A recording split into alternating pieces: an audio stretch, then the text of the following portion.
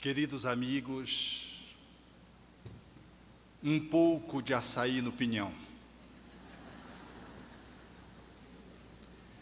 É notável o encontro que ficou demarcado na história há 2000 anos, quando um mestre, um doutor da lei, indagara de Jesus acerca de como deveria herdar a vida eterna. Ao que Jesus, diante da indagação que se lhe tinha proposto, publicamente disse: o que é que tu lês na lei? E o doutor, com muita maestria no estudo das Escrituras, disse em bom tom: amarás a Deus sobre todas as coisas, com todo o teu coração, com toda a tua mente, com todas as tuas forças e com toda a tua alma, e ao próximo como a ti mesmo. A resposta fora fabulosa, uma síntese perfeita que não mereceria sequer um adeno. O mestre, no entanto, se colocando de uma forma muito curiosa, diz: vai, vive e herdarás, significando ao doutor da lei que ele detinha na mente, mas não dispunha no comportamento. Ele sabia de memória, mas não conseguia concretizar a informação enquanto sabedoria comportamental. Detinha a informação, mas não conseguia constituir ainda a concretização do aprendizado. Vai, vive e herdarás a vida eterna. O mestre, para não ficar desconcertado diante do grande mestre, indaga: mas quem é o meu próximo? E Jesus então discorre a parábola do bom samaritano, aqui e acolá, entrevista nos estudos espíritas e de todas as igrejas cristãs. O curioso da pergunta é que a indagação está apontando para o próximo. E quem é o meu próximo?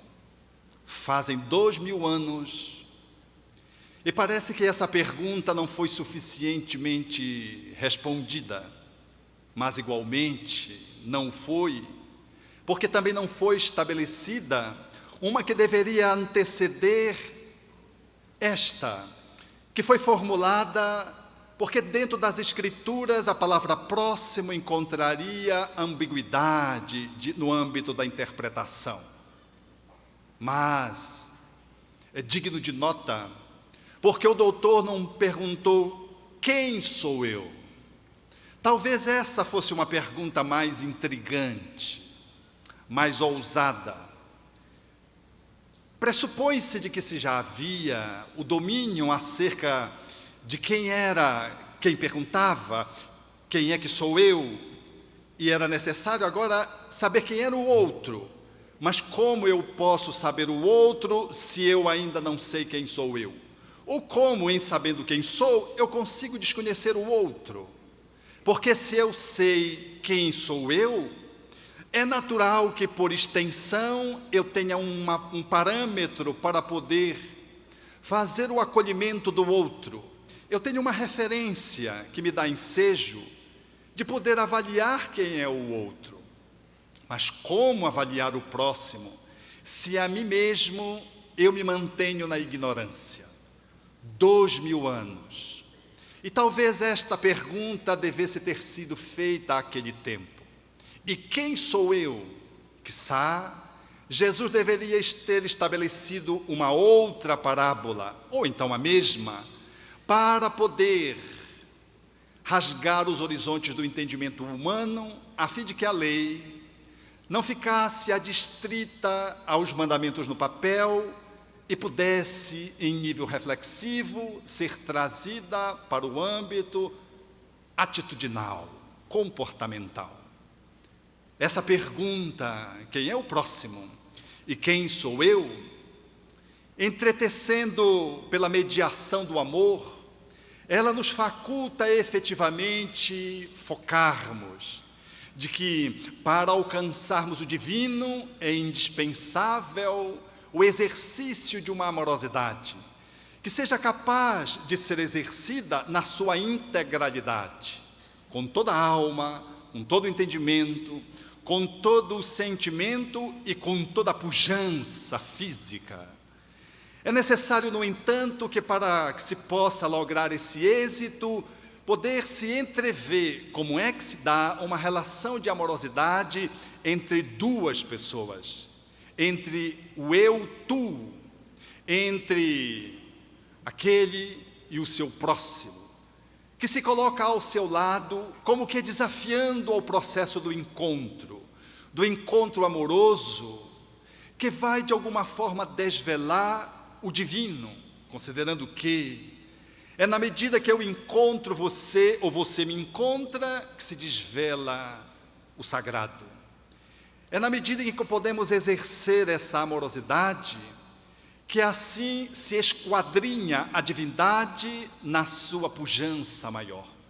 Se é verdade que o Criador pode ser entrevisto através das estrelas, pode ser analisado pelo microscópio vendo o funcionamento de uma célula, pode ser percebido através de uma floração de um campo florido, ou de um caule formoso que enseja uma copa exuberante de uma árvore, se é igualmente perceptível aquele ver o Criador através dos pássaros, dos insetos, da natureza de um modo geral, não menos verdadeiro é de que o Criador, ele se desvela quando dois seres são capazes de entretecer uma relação de amorosidade profunda, porque os seres são parte da natureza. Mas talvez aí esteja o maior enigma. Olhamos e entretecemos uma relação com o divino para fora, olhando as estrelas que estão lá e as estrelas que perambulam como os vagalumes. Olhamos as estrelas que estão formando o nosso sistema solar em torno de uma estrela velha com os seus planetas, no movimento harmônico e fantástico, mas olhamos igualmente um sistema planetário quando olhamos o átomo na sua composição do seu núcleo e com os elétrons circulando em torno deste centro, falando, portanto, desse processo mágico, holográfico, que se replica em todas as dimensões do universo. Mas quando traz-se a lupa, o zoom, para focar no relacionamento humano, aí temos o desafio. Parece que o Criador não consegue ser entrevisto, parece que ele se vela, porque há dificuldade efetiva de se poder estabelecer uma relação de encontro. Há muitos desencontros. E os seres humanos, por assim dizer, na sua movimentação social, como que desdizem a presença do divino, e muitos se refugiam para o materialismo, para o ateísmo, se refugiam na angústia e na depressão, porque não dão conta de ver um sentido na vida quando se coloca o homem. Em tudo há harmonia, do micro ao macro, mas esse hífen, que deveria juntar essas duas instâncias existenciais, cósmicas, o homem, o ser humano, o espírito, ele ainda se coloca frágil, com um colorido bruxuleante, não dando conta, portanto, de fazer esse nexo que pudesse consagrar a sinfonia do divino e aonde Deus estivesse não só fora, mas também dentro de um processo relacional como ressonância de duas almas, por exemplo, que se pudesse encontrar dentro da perspectiva da amorosidade.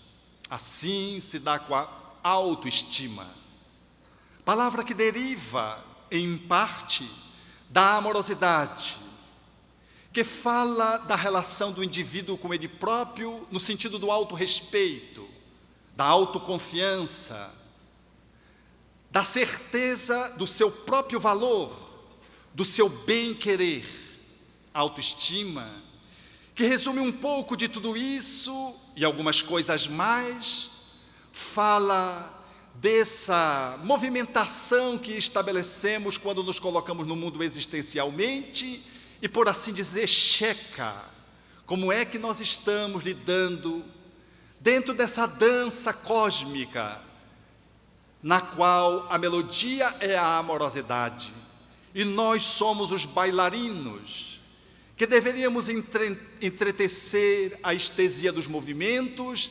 permitindo que através da autoestima colocada num nível satisfatório, pudéssemos assim estar sincrônico dentro dessa grande sinfonia, fazendo parte dela, como um instrumento que se coloca dentro de um contexto, participando de uma orquestração mágica. Assim, a autoestima, ela nos desafia. Porque meia parte do mundo funciona assim: eu não valho nada, eu sou um João Ninguém, eu sou um zero à esquerda, pior que eu, só eu, nem Deus confia em mim. Senão assim nos expressamos nas crises, nós regurgitamos silenciosamente de nós para conosco mesmo, diante dessa ou daquela frustração no campo do mundo, fazendo uma análise psicológica de baixa autoestima e, portanto, autodepreciativa. Essa relação conosco mesmo, assim comprometida, ela representa, por assim dizer, 50% daqueles que pertencemos ao mundo de um modo geral. Porque os outros 50%, em se tratando de autoestima, dizem: eu sou o cara. Pode ter alguém igual, mas mais do que eu, só eu. Acima de Deus está Deus, mas abaixo de Deus, logo em seguida, estou eu. E se Deus não se cuidar, eu empurro ele da cadeira e ocupo o lugar da divindade para gerir a minha família, o centro espírita. Esses outros 50% estão aqueles que se sentem suficientemente no mundo, de tal modo que dizem: eu não preciso de ninguém. Eu e basta. São pessoas, portanto, que psicologicamente lidam com a autoestima de uma forma distorcida, porque os primeiros estão enfermos e os segundos também. É natural que essa fórmula matemática, ela exorbita, porque 100% estaríamos inclusos dentro de uma lida com a autoestima comprometida. Há um exagero, é uma metáfora, é apenas uma figuração para falarmos da devastadora quantidade de pessoas que não conseguem lidar com esse sentimento de bem-querer, de autorrespeito, de confiabilidade em si própria e do valor intrínseco de que dispõe. É natural, assim, que percebamos o entrechoque das pessoas que se subestimam e daquelas que se superestimam, e ambas desconectadas de um processo de uma boa autoestima. Portanto, elas não estão assentadas numa amorosidade que dê conta de alimentar esse sentimento de uma forma saudável. Em vivendo a baixa autoestima e sofrendo aqui e acolá as decepções, as desilusões consigo própria, a pessoa faz uma movimentação compensatória do ponto de vista psicológico. Para resolver aquilo que está em baixa, nós procuramos colocar algo que nos projete, e aí nós criamos uma faceta, uma máscara social, que dê conta de esconder esse sentimento de desvalia, de minusvalia, de pouco valor, e construímos então, numa perspectiva de compensação, algo que nos possa colocar numa posição de projeção. E assim, saímos da subestimação para a superestimação e assinalamos na nossa vida comportamental do cotidiano atitudes, comportamentos, ingredientes que nos coloquem numa projeção tal que de alguma forma disfarce, esconda, vele a nossa baixa autoestima. Inseguro, eu me coloco então como se fosse uma pessoa poderosa e assumo uma posição social, por exemplo, valendo-me dos músculos e busco na estrutura fisiológica, não a saúde, mas posso buscar no fisiculturismo uma compensação para essa fragilidade interna. Crio aquele desenho do Rambo, do Hulk, de um super-homem, bem criado numa sociedade que desconsidera o jovem, norte-americana, que não consegue dar conta de manter uma amorosidade que sustente o desenvolvimento dos espíritos que vivem essa experiência da juventude, da adolescência. Cria-se os super-heróis. E no Brasil, nós evocamos essa realidade. E esses super-heróis, eles, numa certa medida, vêm ao encontro do nosso desvalimento. E aí, desde pequeno, nós nos apaixonamos pelos super-homens, por aqueles que, por assim dizer, vão fazer um movimento de contrabalanceamento das minhas deficiências. E aí eu busco essa perspectiva de projeção de uma pessoa que não sou eu, e cravo na minha máscara corporal, na minha atitude social e na minha postura emocional, um comportamento que simula uma pessoa resolvida em si mesma.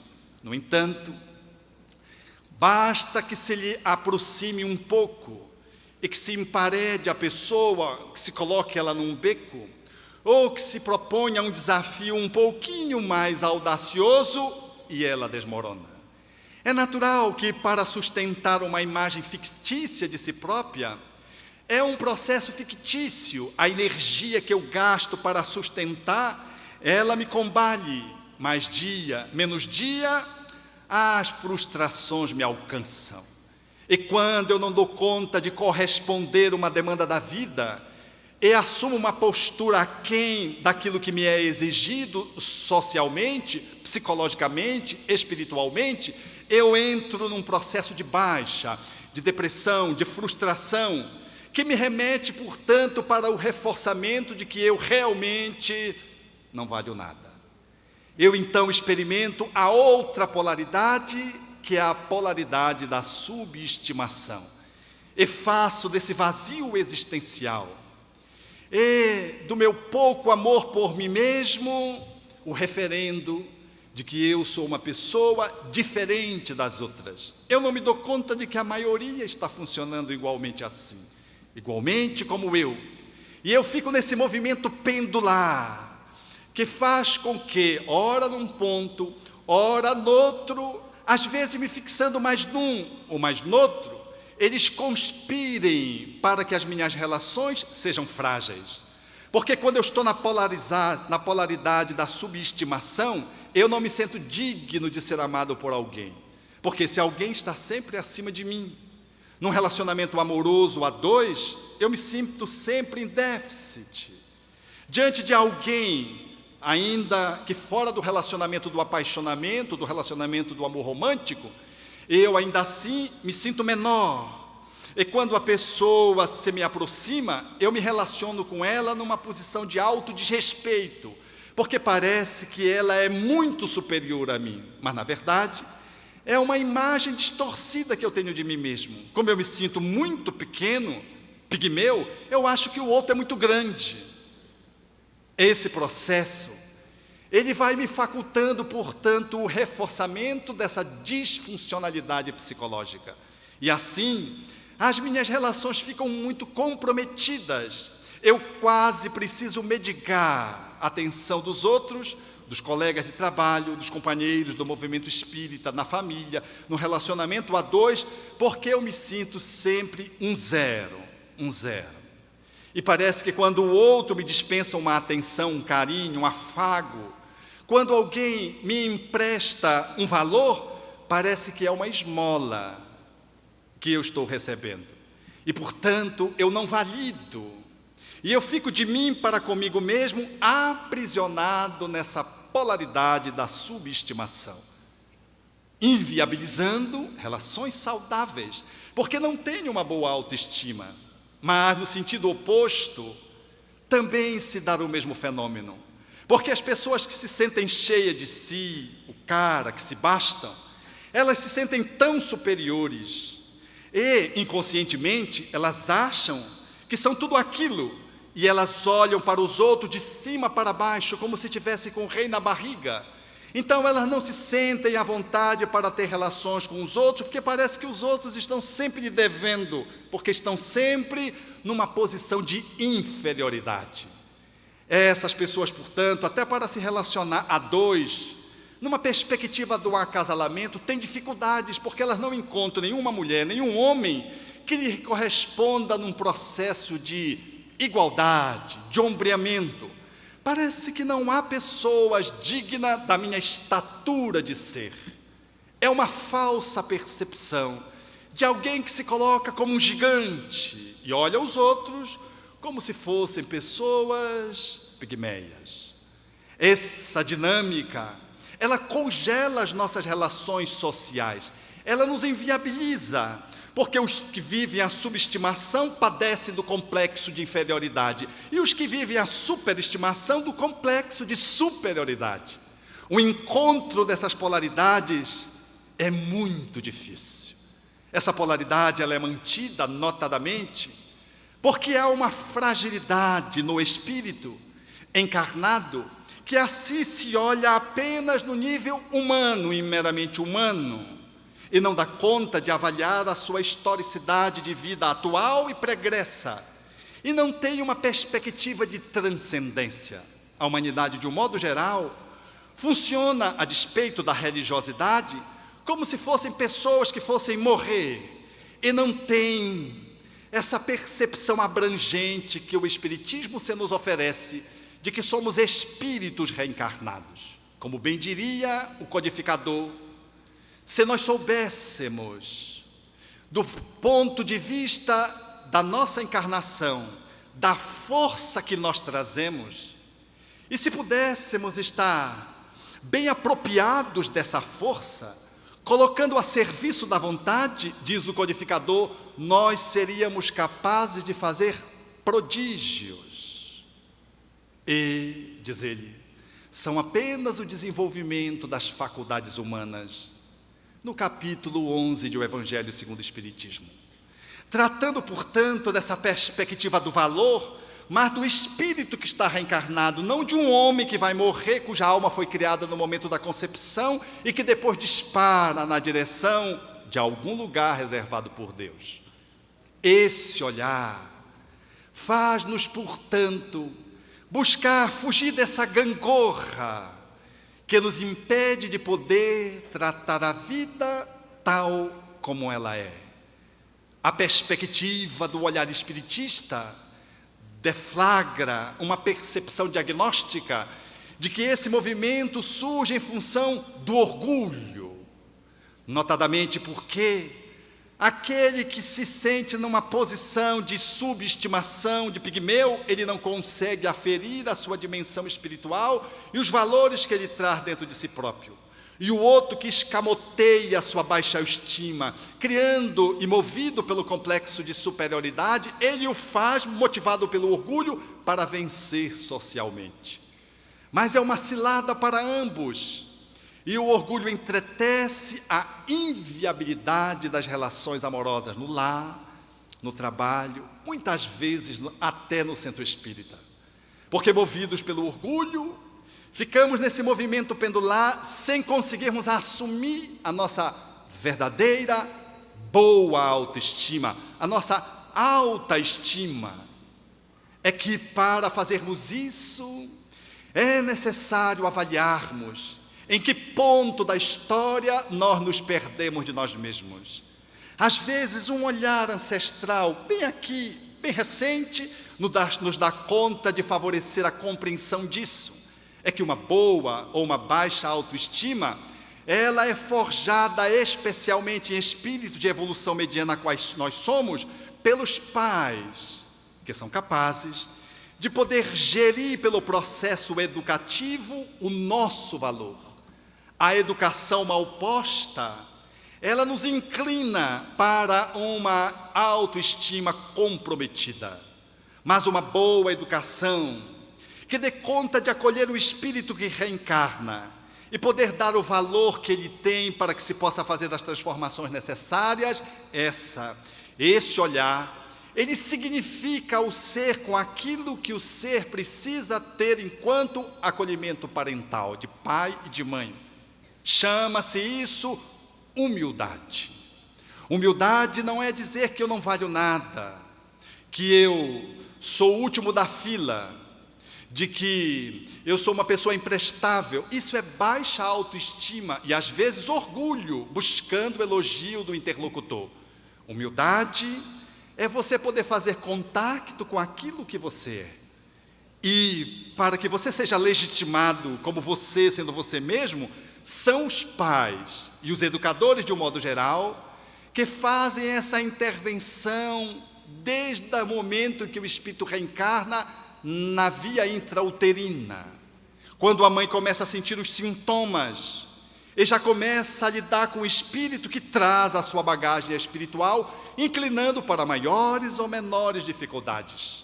E depois que nasce, essa dinâmica da educação vai autorizando o ser acolher-se ou deformar-se. Porque se os pais acolhem o espírito reencarnado de uma forma adequada, a criança, ela se sente plena, porque se sente amada. Porque o que vitaliza a dinâmica da autoestima é a humildade conectada com a amorosidade. Tal como Allan Kardec postulou no capítulo 15, Fora da Caridade não há salvação. A caridade e a humildade, que se contrapõem ao egoísmo e ao orgulho, fazem, portanto, essa diferenciação de quem tem uma boa autoestima e quem se comprometeu no desenvolvimento dela e não a tem, está à procura desse auto-amor que ficou perdido lá na infância, quando, nessa perspectiva existencial da educação, os pais deveriam acolher os filhos, os espíritos reencarnados, como são, e carimbando de que esses filhos são amados pelo que eles são, na forma em que eles se apresentam.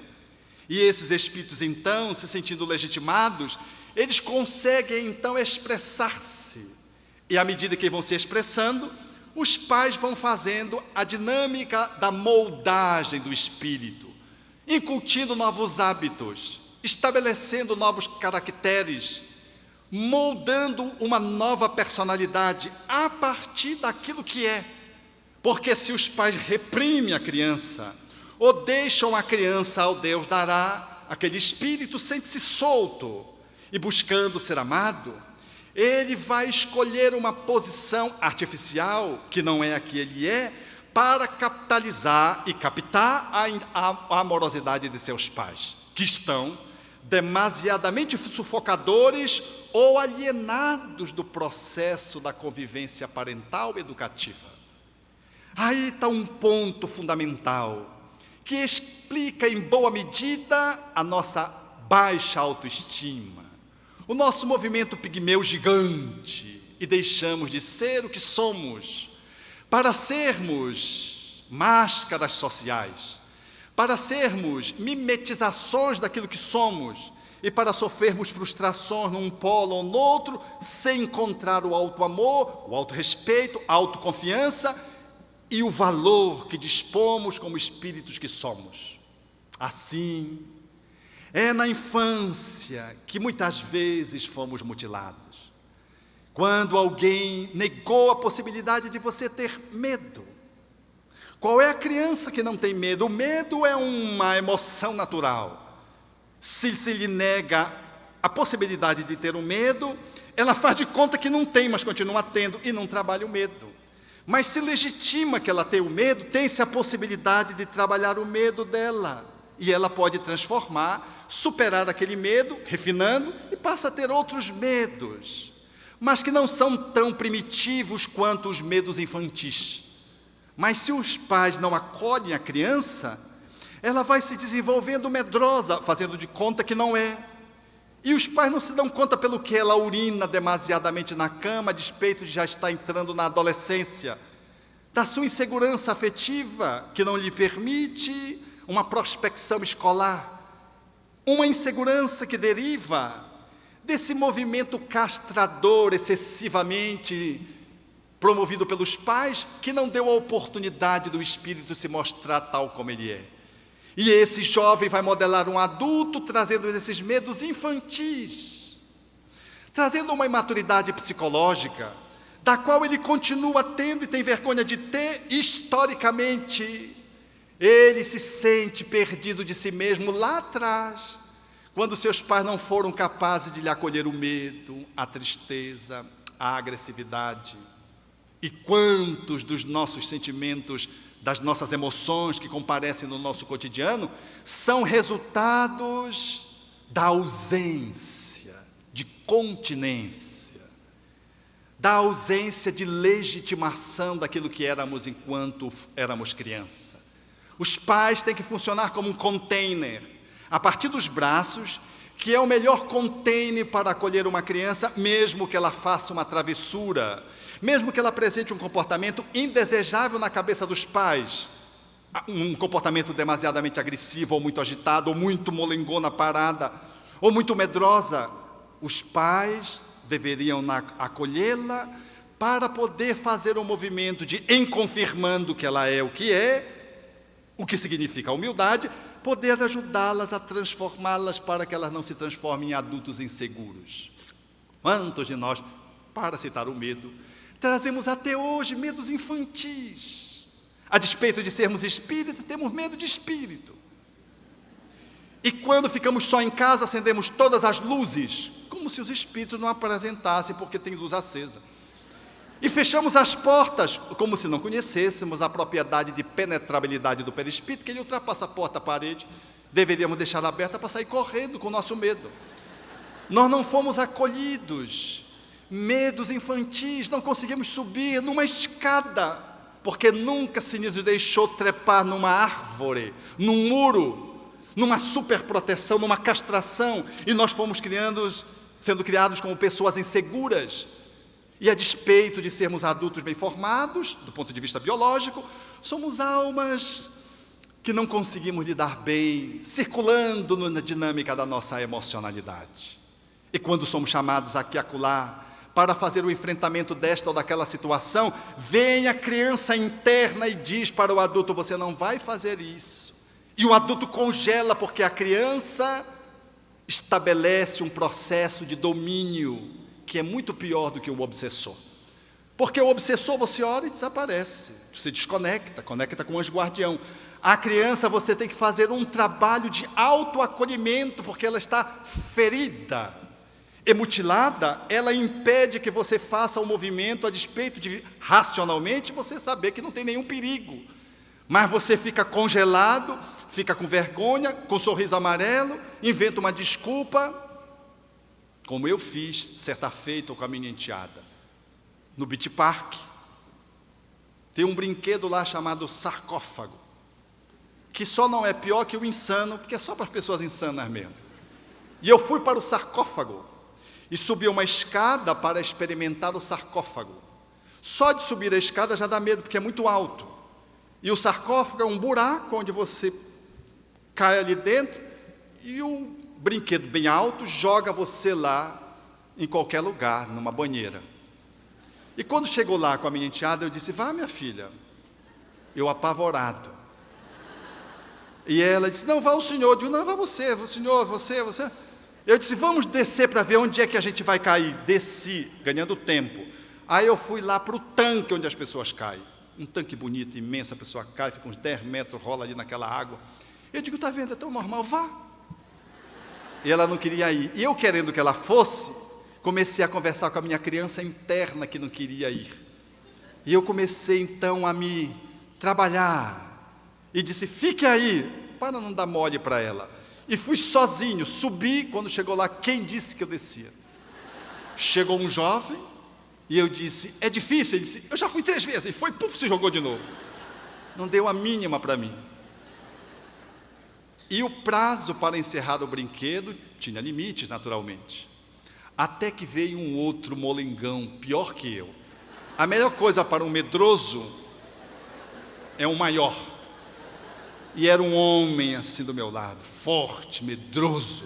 Eu olhei para ele com um ar quase de gigante para um pigmeu.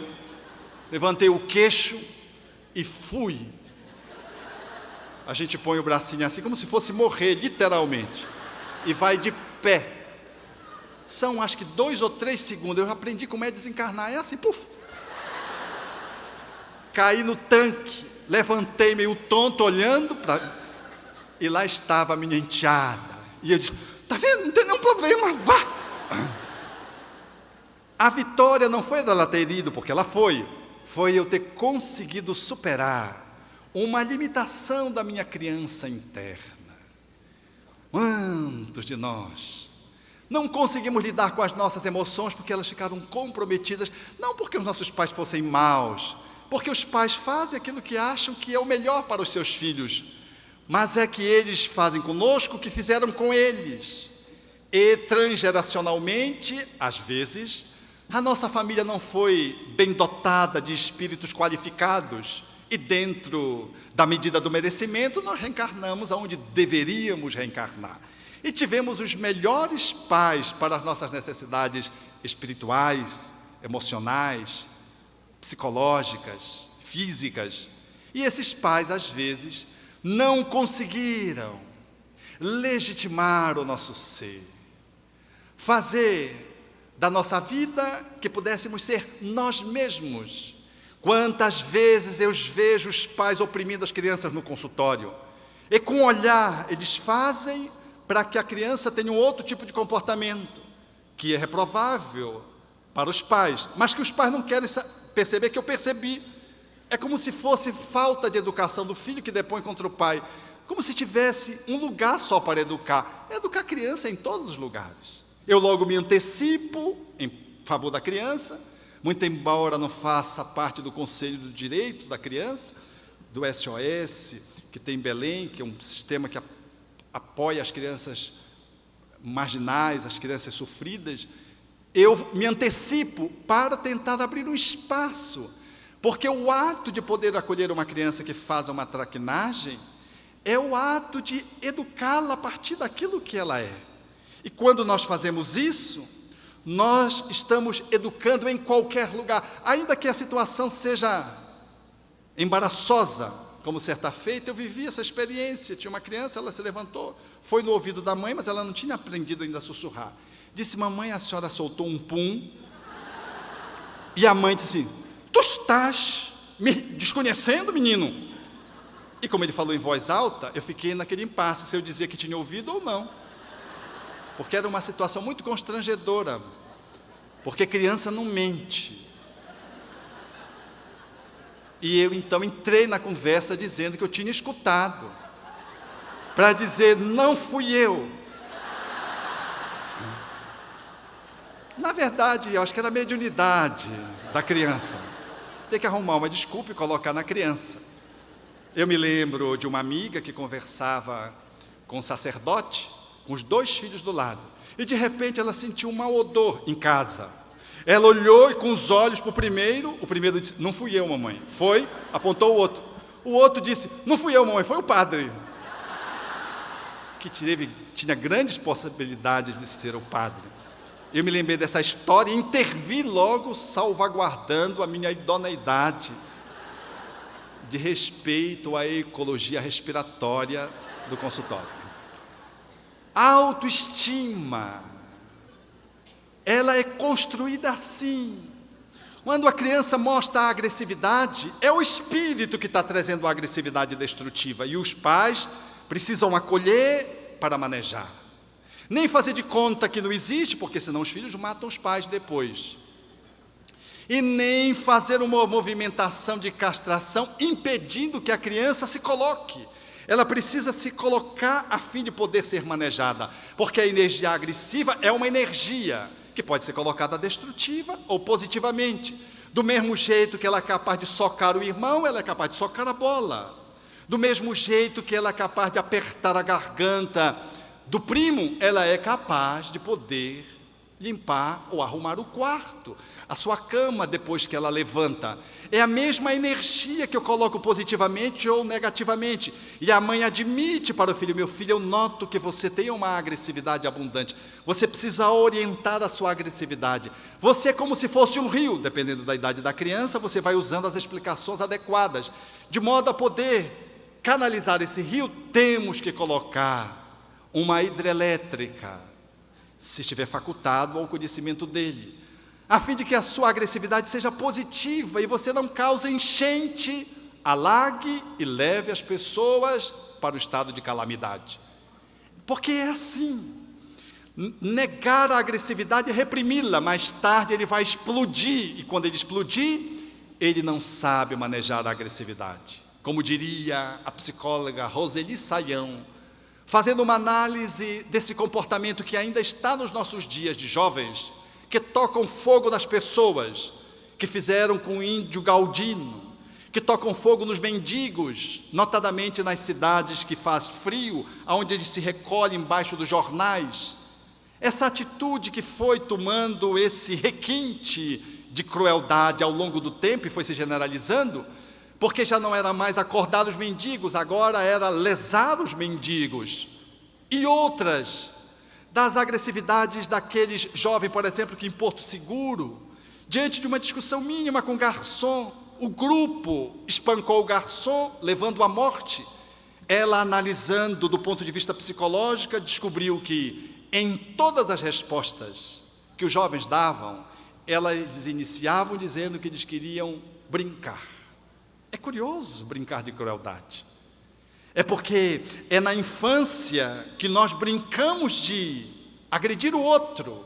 É na infância que a gente se sente lesado, frustrado, e parte para o outro, morde, dá soco, puxa o cabelo. Porque criancinha, a gente não afunda a malar de ninguém, não tira o olho de ninguém, não arranca o couro cabeludo, não escalpela ninguém, porque a gente é criança. E ao fazer isso, o pai, a mãe, vai sinalizando como é que se lida com o conflito.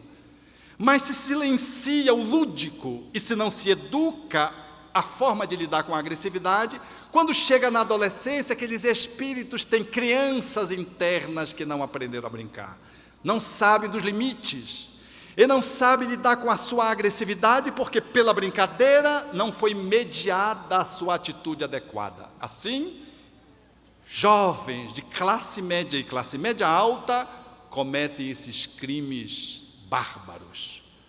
Pais, geradores de uma boa autoestima, deixa que a criança traga agressividade, mas maneja. Vi agora recentemente no lance autobiográfico, com um neto de 3 anos e meio que eu tenho em casa, um espírito superior que reencarnou, mas ele esqueceu que ele é espírito superior. Ele é de uma agressividade e de uma teimosia incomum. E lá pelas tantas ele me deu um chute, para vocês verem como ele é muito superior. E a mãe viu, e aí eu deixei que a mãe intervisse. A mãe disse: peça desculpa para o seu avô. Ele ficou me olhando e não pedia desculpa. Peça desculpa para o seu avô. Peça desculpa para o seu avô. Aí ela continuou calada, olhando para mim. Ela pegou no braço e deu uma pequena apertadinha maternal. Peça desculpa para o seu avô. Eu notei. E ele não. Aí ele começou a tossir. Ela já sabia onde ia chegar. Disse: pode tossir, peça desculpa para o seu avô. Tossindo, o que é que veio? O vômito. Vomitou. Peça desculpa para o seu avô. Vomitado, ele não pedia desculpa. Veja como é superior esse espírito. Ele veio da falange. Nossa falange. Aí ela pegou, foi no ouvido e disse uma coisa que até hoje eu nem quis perguntar. Quando ela disse, ele começou a chorar. e disse: me desculpa, vovô. Eu já estava com o coração a mil, porque eu queria que ele pedisse desculpa pela vida dele, pela integridade física dele, que estava num descaminho. Eu observando a avó ali, fazendo o contraponto, e aquela cena patética, mas necessária. Depois eu chamei, não perguntei o que ela disse, porque eu me lembrei de Emmanuel, quando chamou o Chico, que estava tendo dificuldade de lidar no processo educativo com alguém que estava sob a sua tutela, e contou a história daquele menino que era o filho do rei, que subiu no camelo e que não descia de jeito nenhum. Aí um vinha, fazia macaquice, o outro dizia: desce, meu filho. O outro dava cambalhota e o garoto não descia.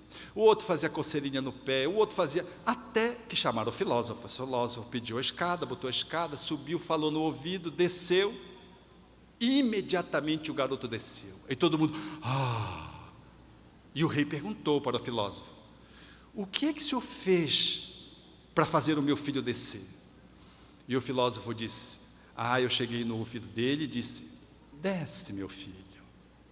Na verdade, ele disse: desce, senão tu vai levar uma peia, porque ninguém tinha usado essa alternativa. E o garoto desceu.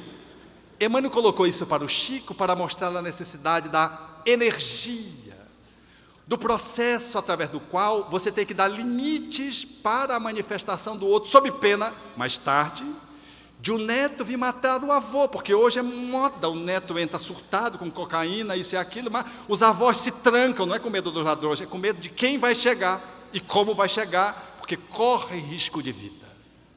Nós conseguimos estabelecer a boa autoestima na medida que vamos fazendo esse traquejo, e a criança vai se sentindo amada a despeito de ser agressiva ou de ter uma deficiência no campo da atenção, de ser uma criança muito triste, às vezes até com sinais de depressão, ou uma criança que seja demasiadamente mentirosa, falseia os dados, e ela traz como um ingrediente do espírito, e os pais têm que estar ali alinhavando para trazê-la para o amor à verdade. A criança que seja por demais medrosa, a despeito de qualquer dessas atitudes que aflore como uma condição do espírito, os pais amam seus filhos e fazem esse acolhimento de tal modo que o filho se sente amado, a despeito do sim, sim, não, que perpassa o processo cotidiano da educação. O filho se sente amado, mesmo tendo essa ou aquela dificuldade, porque quando nós vamos crescendo, mais tarde, se não formos atendidos nessa performance, nós nos sentimos menos ou muito mais do que somos, e aí temos muita dificuldade de entretecer as nossas relações afetivas. Se não fomos amados, quantas vezes nos vinculamos a uma pessoa achando que a gente está amando, mas é só carência. Quantas vezes a gente quer aprisionar alguém pelo ciúme e não se dá conta de que é a ausência do pai e da mãe, e eu me agarro a alguém na tentativa de segurar as figuras parentais que foram muito pálidas no meu ser. Quantas vezes eu procuro um relacionamento afetivo travestido da minha insegurança e procuro uma pessoa aparentemente muito firme, muito segura, mas na verdade eu estou procurando aqueles que substituam os meus pais numa educação que foi demasiadamente deflagradora da minha insegurança. Pais que nunca conseguiram me autorizar, sempre dizem: você não sabe, você não vale nada, a criança não sabe de nada. Esse movimento de desautorização vai gerar um adulto inseguro, e mais tarde ele vai tentar se apoiar em alguém que configure o valor, a confiança, a segurança, estabelece uma relação de aproximação pseudo-amorosa, mas na verdade o móvel é a sua insegurança emocional afetiva. Nós vamos lidando, portanto, enquanto adultos, em relacionamentos que a pouco e pouco vamos percebendo aonde estão as nossas falhas, porque não conseguimos olharmos-nos como nós somos, não nos amamos suficientemente, não nos respeitamos e deixamos que o outro nos pisoteie, ou então nós pisoteamos no outro com uma raiva que a gente traz, ancestral, em função da nossa história atual ou pregressa, e pisamos no outro como se tivéssemos autorização para fazer massacres emocionais à esposa, a filhos, a avós. Quantos de nós trazemos essas pendências que às vezes são de outras vidas? Como outro dia eu vi uma pessoa que eu acompanho há um tempo regular, e ela sempre vem muito bem vestida. E ela disse: o senhor ainda não percebeu que eu não repito roupa? Eu disse: não percebi. Ela disse: eu venho aqui há aproximadamente 2 anos. Eu nunca repeti uma roupa e nem um sapato. Uma alma que tenta, através da roupagem, dos adereços, fazer um trabalho de merecimento do seu próprio ser. Parece que o seu ser precisa ser acolhido, mas não pode ser acolhido do jeito que ele é. Ele precisa de um plus, e é um plus que, só para dar o exemplo para vocês, eu fiz como uma intervenção terapêutica, e se você vem com a mesma roupa às próximas sessões. E ela disse: não, mas hoje eu vim normal, olha, eu vim com uma calça jeans, vim com essa blusa simples, que aliás eu estou usando pela primeira vez, vim com esse sapato relativamente simples. Eu disse: mas... Aí eu saí contando, tinham 13 adornos. Eu disse: mas olha aqui, comentei, tinha um brinco, uma pulseira, um colar, eram 13 adornos. A próxima, você vem sem adornos, no exercício terapêutico, e vem com essa mesma roupa. Mais do que isso, me dê os adereços. Ela me deu os 13 adereços. Eu digo: agora levante, saia, vá até o elevador, depois fique um pouquinho lá, uns 2 minutos, depois venha andando devagar, como se você estivesse chegando para a sessão terapêutica. Ela, quando tirou, levantou e disse assim: eu estou me sentindo nua. Uma experiência que ela vivera no passado, na qual, tendo status social, teve um revés familiar e ela teve uma queda social.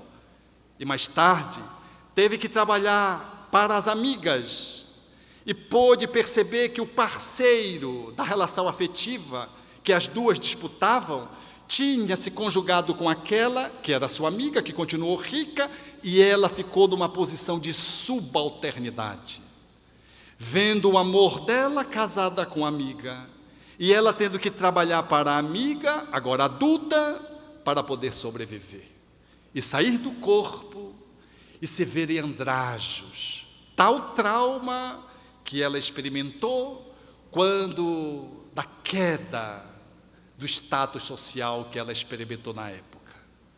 Quantos de nós trazemos esses ingredientes do passado que apontam no nosso psiquismo através do inconsciente profundo, falando dessas distorções, e nós, na tentativa de compensar, ao invés de resolver o problema, através do processo do autoconhecimento, que possa nos projetar para o encontro dos pontos cegos, a fim de que possamos descobrir aonde estão as nossas limitações, o nosso conflito, as nossas sombras, e desse modo fazer um movimento de transformação gradual.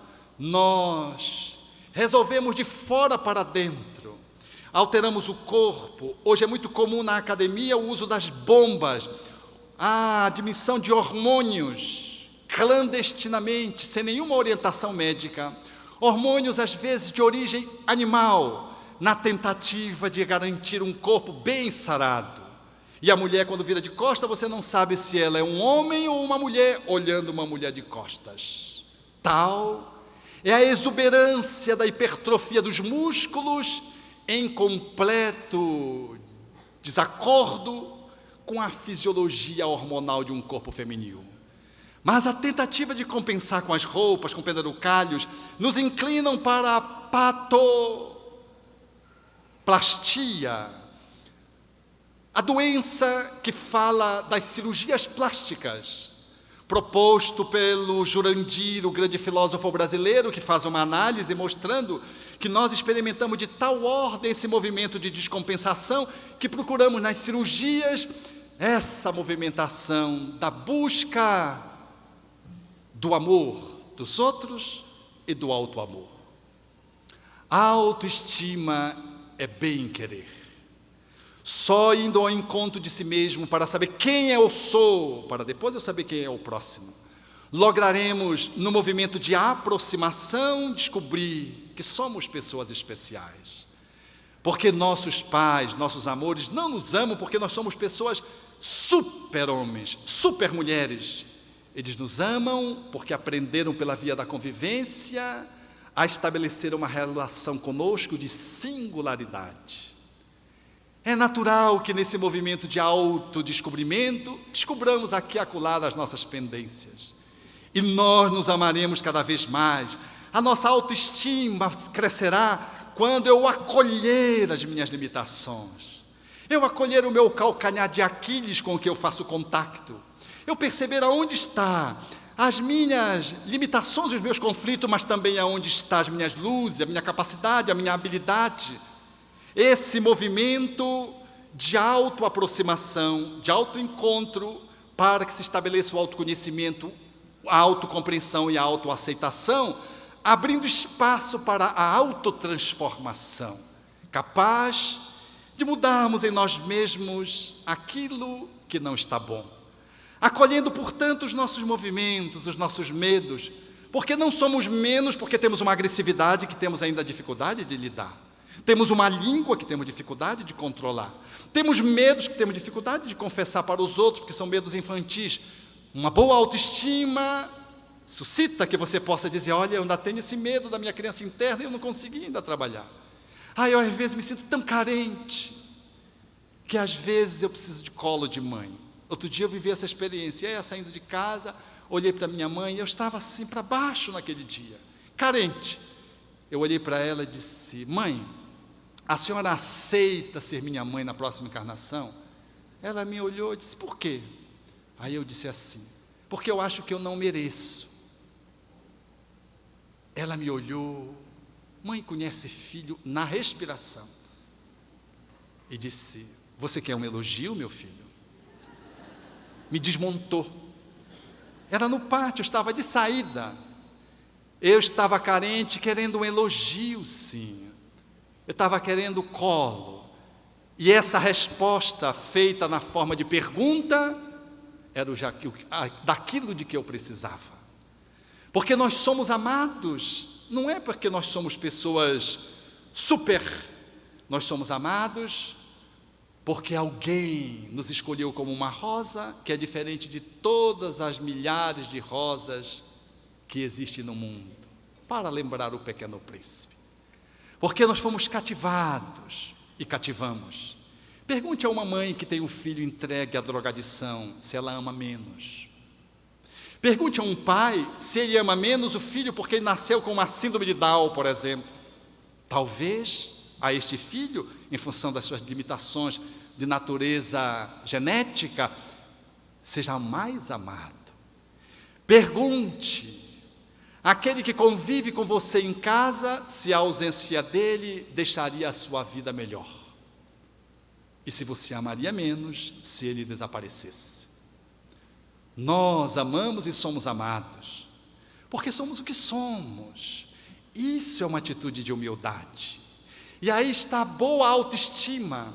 A boa autoestima não é dizer, eu me amo, eu me beijo, eu sou uma pessoa... A boa autoestima é eu ser capaz de reconhecer-me como espírito reencarnado, reconhecer a minha força, avaliar que tenho pontos frágeis, tenho pontos que eu já avancei, perceber os meus limites, dar-me conta que o meu melhor conceito é de me perceber como um ser em transformação, num eterno vir a ser, de que o verdadeiro poder meu não é o poder sobre o outro, é o poder da amorosidade que eu vou descobrindo no exercício de um alto amor que se esvai para o amor ao próximo. Dar-me conta efetivamente de que a relação de status evolutivo me coloca entre alguém que está acima e alguém que está abaixo, porque é assim em a lei da natureza. E esse processo faz-me, de mim mesmo, poder amar-me, com todas as minhas forças, cuidando do meu corpo, se necessário, fazendo uma cirurgia estética, sim, frequentando a academia para ganhar força muscular na maioridade, na terceira e quarta idade, ou na juventude, quando o corpo precisa se ajustar numa perda de peso.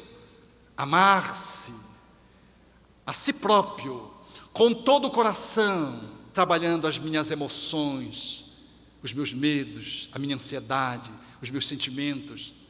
Amar a mim mesmo, trabalhando-me nesse exercício de amor com toda a mente, esse Deus interno que sou, fazendo de mim mesmo um investimento na cultura, na intelectualidade, no aprendizado, e amar-me, assegurando a minha boa autoestima com toda a minha alma, o Deus que sou, para poder fazer valer a minha transcendência, a minha espiritualidade. E assim fazendo, percebendo minhas pendências e os meus avanços, eu dou-me conta que o outro é como eu, e não precisando mais polarizar-me para a inferioridade ou para a superioridade, eu reconheço o outro como o meu irmão. E o exercício da amorosidade, ainda que ele esteja para lá ou para cá, eu tenho condições de legitimá-lo como um ser e fazer com que ele possa, talvez, num processo de ajuda, faça o caminho que eu estou fazendo, de amar-me a mim mesmo a cada dia. E nesse exercício que eu faço comigo, e que resvala para o próximo, eu vou descobrindo o divino. E vou descobrindo de que o exercício de amor nos dignifica a todos que estabelecemos relações, independente de gênero, de classe social, de religiosidade, de idade. E ao fazer isso, acolho os meus filhos, os meus netos, os meus educandos, as crianças da evangelização, e exercito esse trabalho de humildade e amorosidade para fazer um movimento de aumento da autoestima, dessa cota de autoestima que tanto carece na humanidade. E assim, poder me colocar no mundo, assumindo os meus valores. Quando disseram para Jesus que ele era mestre, diz, eu sou. Ele disse, quem sou eu? Não sou nada. Mas quando lhe chamaram de bom, ele aproveitou o ensejo para colocar o divino e disse, bom, só Deus. Falando da bondade no absoluto, ele trazia a bondade no relativo, e faz uma distinção da divindade em relação a ele, para que o jovem pudesse lograr alcançar a vida eterna, a felicidade e a plenitude. Ter uma boa autoestima não me projeta mais para o zero à esquerda, para me sentir o máximo. É ser o que sou, como estou, no movimento de eternas mudanças. E poder encontrar você, e nesse encontro, descobrir Deus. E em descobrindo, entoar a melodia da amorosidade, que se estabelece como se fosse uma verdadeira sinfonia, um dueto a dois. Ou então, uma sinfonia de um grupo espírita que faça esse exercício de boa autoestima, e ali está, como se fosse um grupo numa orquestra e um maestro, que é o Cristo, cuja melodia é a amorosidade e cujo centro espírita se movimenta. Todos espíritos com dificuldades, mas todos olhando para si, se trabalhando, numa perspectiva de dar o passo adiante. E nesse olhar, nesse vão do nosso processo evolutivo, vai surgindo um amanhecer, no qual a nossa autoestima de modo algum será mágica, será algo que nos projete para os super-heróis, talvez para sermos cristãos, que ainda não conseguimos sê-lo, a despeito de assim ornarmos-nos muitas vezes com esse título, de podermos ser alguém que nos amando, a despeito daquilo que somos, dos pontos luminosos e dos pontos sombrios, nós somos capazes de, em nos amando, fazer essa alquimia. E essa alquimia só é possível ser elaborada por causa do outro, que está numa mesma posição, às vezes um pouquinho mais acima, às vezes um pouquinho mais abaixo, numa área, noutra área está mais abaixo, e nesse movimento nós vamos encontrando Deus. E talvez Jesus tivesse efetiva razão, ao olhar para aquele doutor da lei do Velho Testamento e pudesse sinalizar para ele que ele precisava viver. Ele não tinha uma boa autoestima. Ele assumia a posição da arrogância e queria aparecer publicamente, mas quando desafia o mestre perante o grupo. E o mestre, sendo que era, não foi capaz de ostentar, de esmagá-lo, porque o amor não esmaga, o amor ergue. Fala-o refletir e sinaliza com uma bela parábola, nos sinalizando, apontando o nosso destino, como foi posto no clipe, que é a amorosidade. Por isso, nesse caminho da boa autoestima, nós haveremos de encontrar Deus encontrando o outro.